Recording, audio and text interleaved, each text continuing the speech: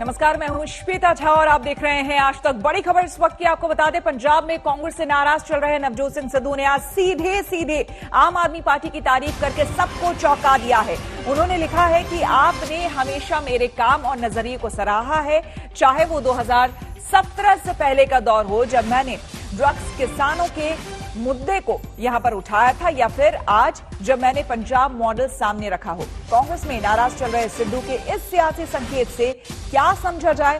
पहले भी केजरीवाल पंजाब में सिद्धू की तारीफ कर चुके हैं। तो आपको हम बता दें कि दरअसल अभी पंजाब में जो कांग्रेस के अंदर मतभेद चल रहा है सिद्धू और कैप्टन के बीच, वो अभी तक ठीक नहीं हुआ है। ये मसला अभी तक आलाकमान नहीं उसको सुलझा पाई है। और इस बीच नवजोत सिंह सिद्धू का ये बयान अपने आप में कई इशारे कर रहा है, क्योंकि आपको बता दें, ये देखिए जो ट्वीट है, हमारी विरोधी आम आदमी पार्टी ने हमेशा मेरे विजन और पंजाब के लिए मेरे काम को सराहा है।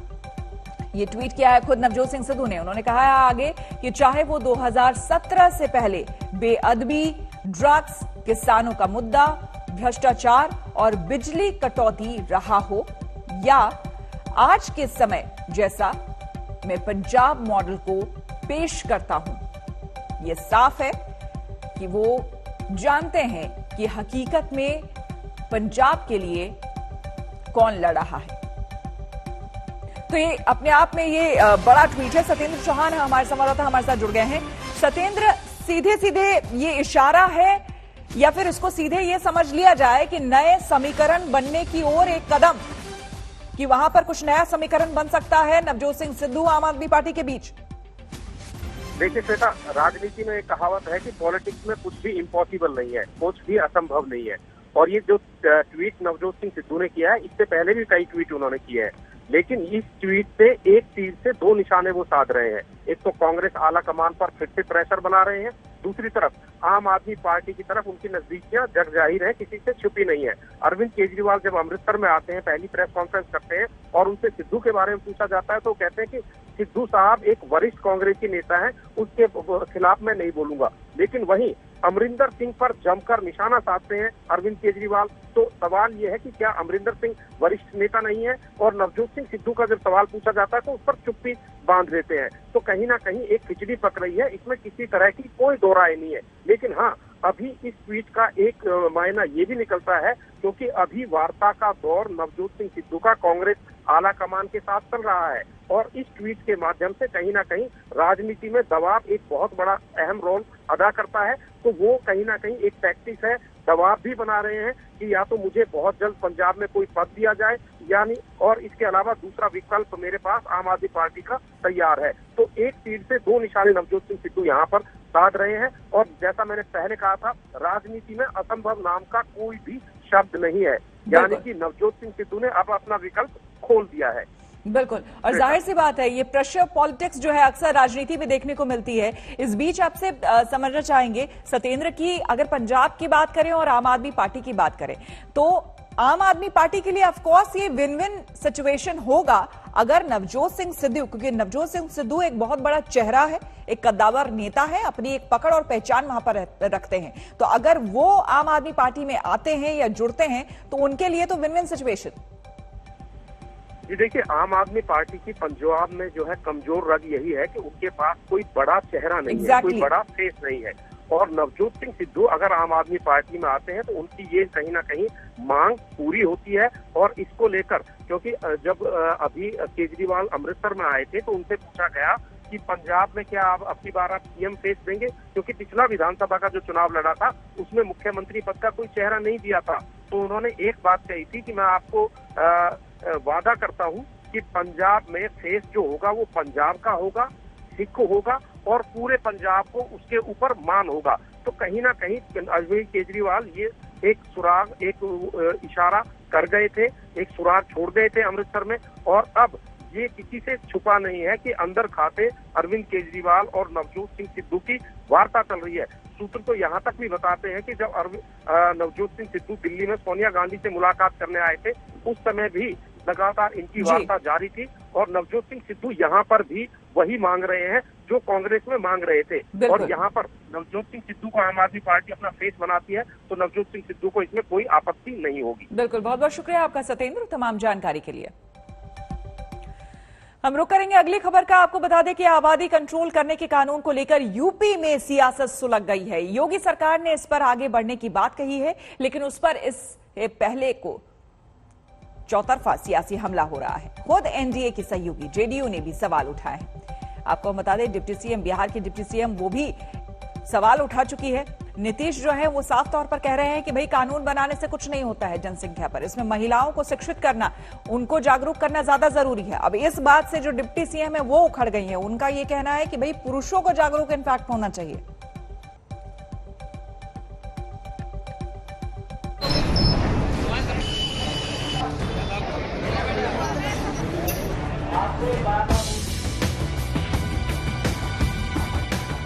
आबादी को काबू करने के लिए योगी सरकार अपने बहुचर्चित जनसंख्या नियंत्रण कानून का ड्राफ्ट सामने रख चुकी है और इसके साथ ही इस मुद्दे ने जनता में चर्चा के साथ एक बार फिर सियासत में भूचाल ला दिया है, जिसकी बीते सालों में दबी जुबान से चर्चा होती रही है। कानून का ड्राफ्ट आ जाने के बाद अब खुलकर आबादी कंट्रोल करने की हिमायत हो रही है और दूसरा तबका इसके खिलाफ योगी सरकार को निशाने पर ले रहा है। हर आलोचना से बेपरवाह योगी सरकार ने साफ कर दिया है कि वो अब इस मुद्दे पर आगे बढ़ चुकी है, क्योंकि विकास के लिए ये जरूरी है। प्रदेश सरकार ने जो निर्णय लिया है वह प्रदेश के हित में लिया है और देश भी इस रास्ते पे चले जिससे जनसंख्या नियंत्रण की दृष्टि से कुछ करके दिखाया जा सके। और इस निर्णय का मैं समझता हूं कि प्रदेश में तो स्वागत हो ही रहा है, पूरे देश में स्वागत हो रहा है।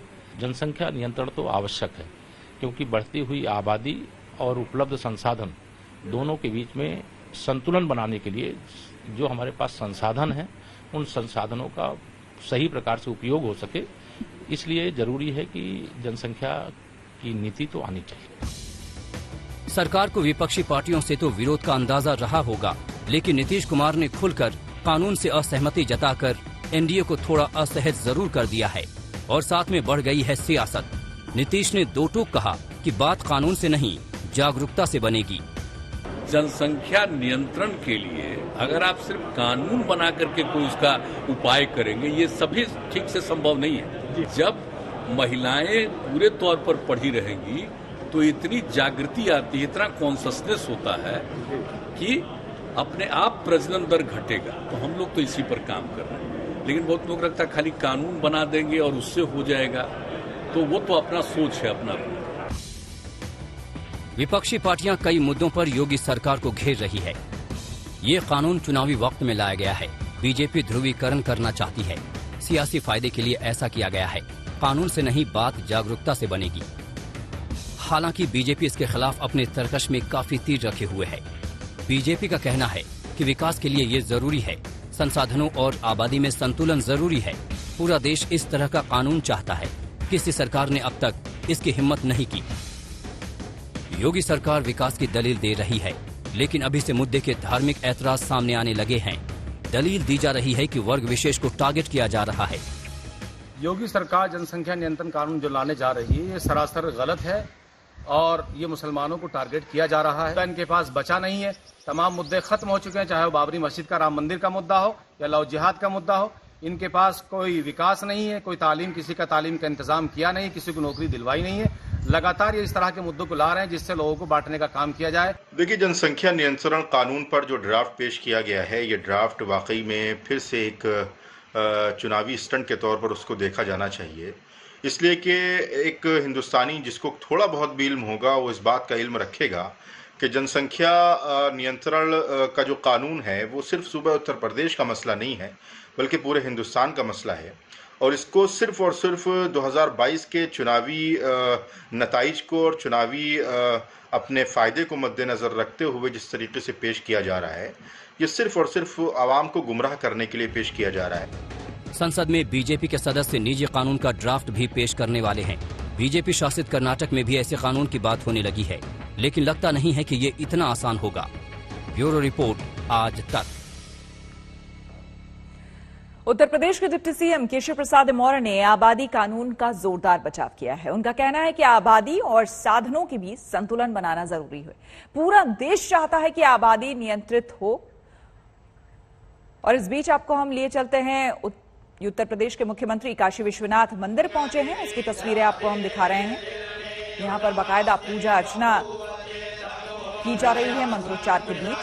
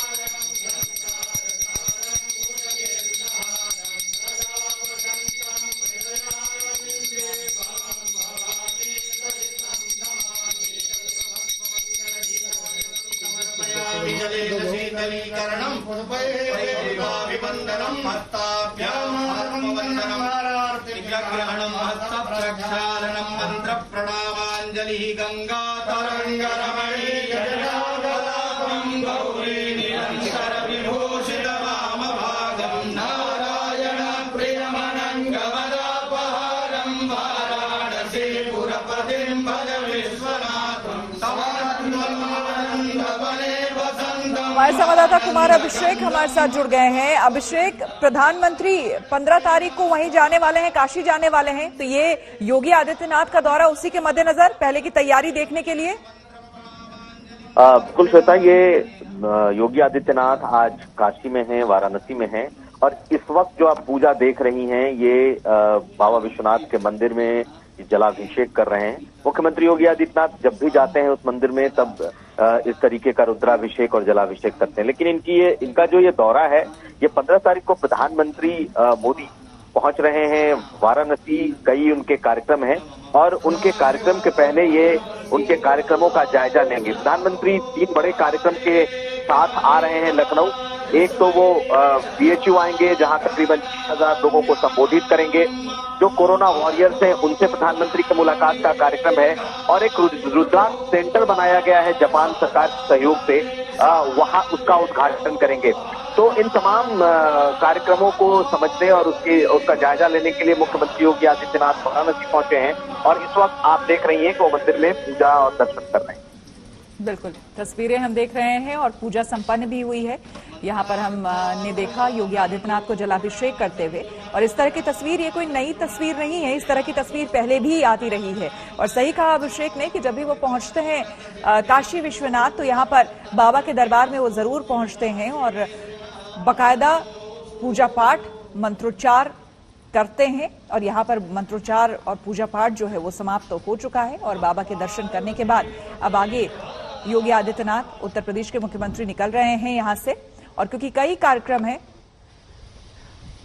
अभिषेक आपके पास कोई जानकारी, यहाँ से अब मंदिर से तो निकल रहे हैं योगी आदित्यनाथ, इसके बाद कहाँ का दौरा करेंगे, कहाँ जाना है? देखिए, मुख्यमंत्री योगी आदित्यनाथ वहां के जो आला अधिकारी हैं पूरे वाराणसी मंडल के, उनके साथ एक समीक्षा बैठक करेंगे क्योंकि प्रधानमंत्री का 3 जगहों पर अभी तक का कार्यक्रम तय हुआ है। एक वो BHU में होंगे जहां पर 6,000 लोग हैं जिन्हें वो संबोधित करेंगे। कई शिलान्यास और उद्घाटन के कार्यक्रम हैं। इसके अलावा तकरीबन 1,500 ऐसे लोग जो कोरोना वॉरियर्स और सर्वाइवर हैं, ऐसे लोगों से भी प्रधानमंत्री बात करने वाले हैं, वो एक कार्यक्रम है। और इसके अलावा रुद्राक्ष एक सेंटर बनाया गया है जापान सरकार के सहयोग से, प्रधानमंत्री उसका उद्घाटन करने जा रहे हैं और अंतर्राष्ट्रीय स्तर का ये कन्वेंशन सेंटर बना है। तो कुल मिलाकर के 3 बड़े कार्यक्रम है प्रधानमंत्री के। अभी तक उनका बाबा विश्वनाथ के दर्शन करने या फिर कॉरिडोर घूमने का प्रोग्राम नहीं आया है। हो सकता है कि प्रधानमंत्री के कार्यक्रम में वो भी शामिल हो, लेकिन मुख्यमंत्री योगी आदित्यनाथ जब आज पहुंचे हैं तो इन तमाम जो प्रधानमंत्री के कार्यक्रम है उसके पहले उस कार्यक्रम की समीक्षा करेंगे, उसकी विस्तृत रिपोर्ट देखेंगे और साथ साथ आला अधिकारियों के साथ बैठक करेंगे। बिल्कुल, तो आला अधिकारियों के साथ बैठक होगी, मंत्रणा होगी, क्योंकि 15 तारीख को जैसा कि हमने बताया आपको प्रधानमंत्री यहां पर पहुंचने वाले हैं। कई कार्यक्रम हैं जिसमें वो शामिल होंगे और उससे पहले योगी आदित्यनाथ का ये दौरा, ताकि वहां पर सभी चीजों को, सुरक्षा को सुनिश्चित किया जाए और जो कार्यक्रम होने वाला है प्रधानमंत्री का वो बिना किसी विघ्न बाधा के सही तरीके से हो, इसे देखने के लिए वहां पर पहुंचे हैं। और उससे पहले जाहिर सी बात है, जब काशी गए हैं तो बाबा विश्वनाथ के दर्शन किए बिना कैसे कोई लौट सकता है, तो इसीलिए सबसे पहले बाबा विश्वनाथ के दर्शन करने के लिए पहुंचे और बाकायदा यहां पर हम देख रहे हैं रुद्राभिषेक करते हुए, जलाभिषेक करते हुए योगी आदित्यनाथ को काफी देर तक यहां पर रुके, क्योंकि अच्छा खासा वक्त लगता है इस पूजा को करने में। और यहां पर हम देख रहे हैं पूरे मंत्रोच्चार के साथ, अब से बस कुछ ही देर पहले योगी आदित्यनाथ यहां पर जब पहुंचे तो बाकायदा उन्होंने यहां पर जलाभिषेक, रुद्राभिषेक किया।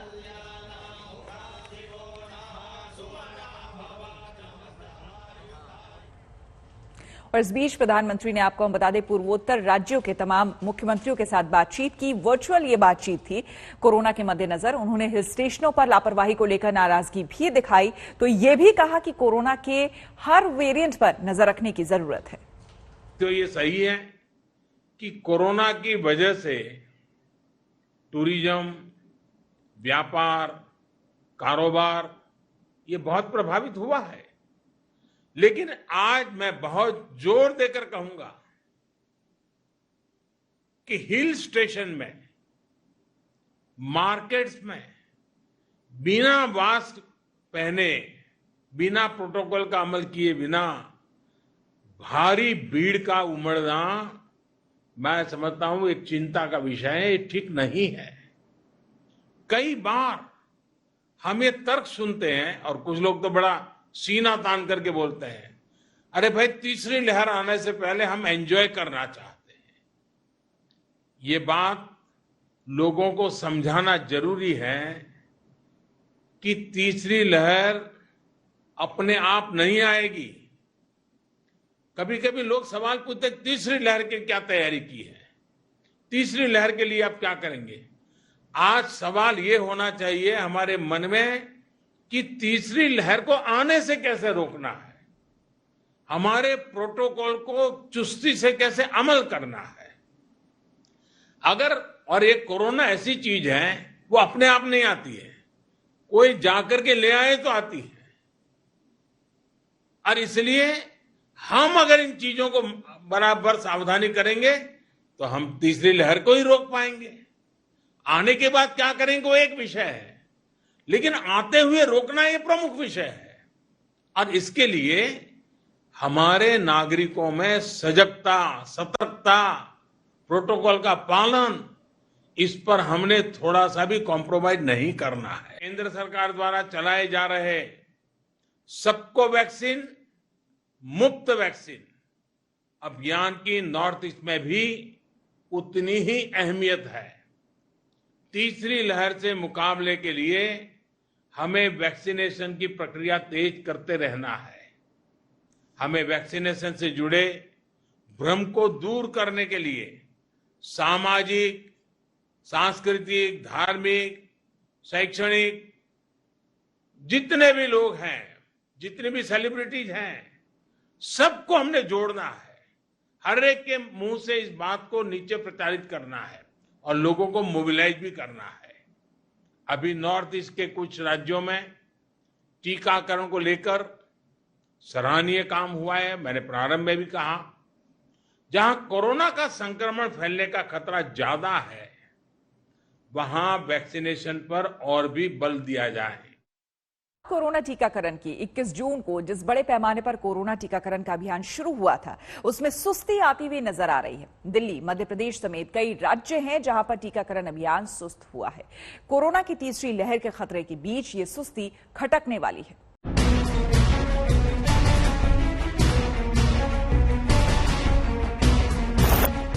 क्या कोरोना टीकाकरण अभियान के रास्ते में फिर से टीके की कमी का रोड़ा आ गया है?